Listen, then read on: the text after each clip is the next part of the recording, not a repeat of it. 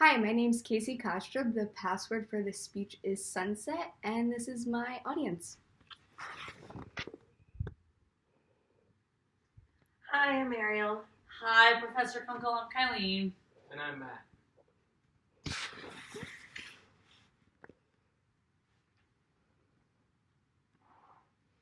Okay. There's a saying that goes, there are plenty of fish in the sea.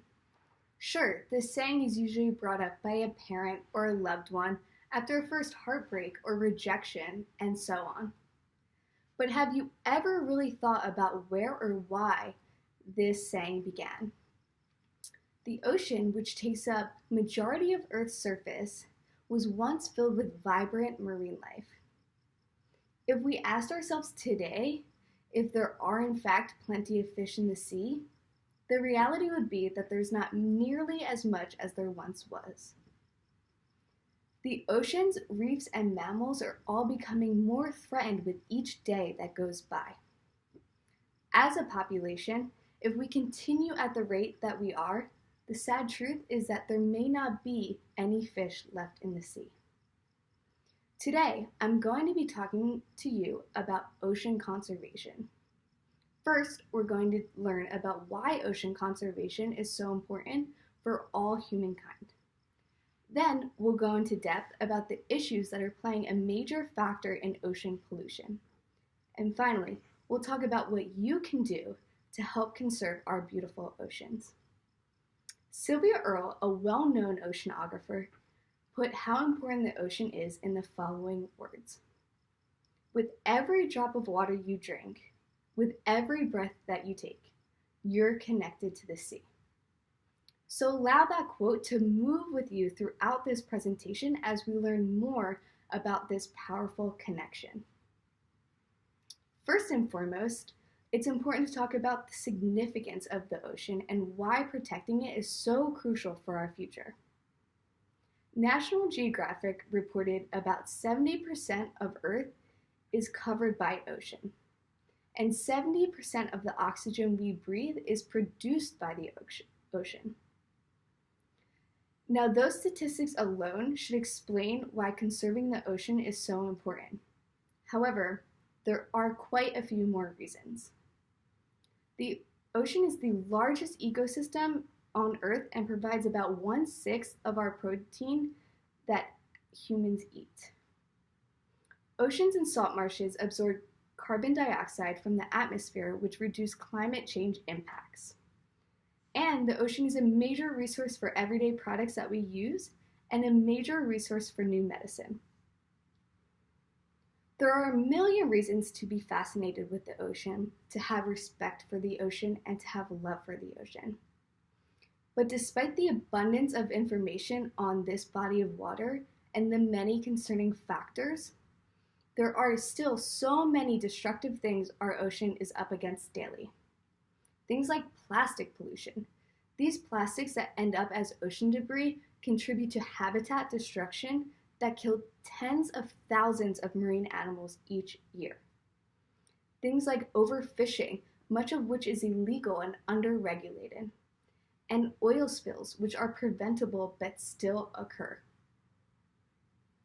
The causes that have occurred over several decades have gotten us to a point where there has been and continues to be devastating effects on ocean and marine life. The Land Trust Alliance is an organization that partners with marine life organizations to help spread awareness to these devastating effects that, after all, are all interrelated. What is happening in our ocean has caused an increase in carbon emissions, which has caused a change in ocean temperature and a rise in the sea level. This results in stress and degrading of coral reef, which is the biggest marine life habitat and also a major resource and food source for humans. It's important to understand what is happening every day in our ocean.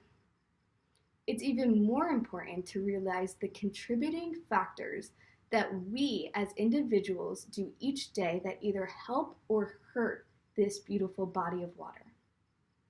When we recognize these factors, we can begin to make small changes that help aid in the solution and conservation of the ocean.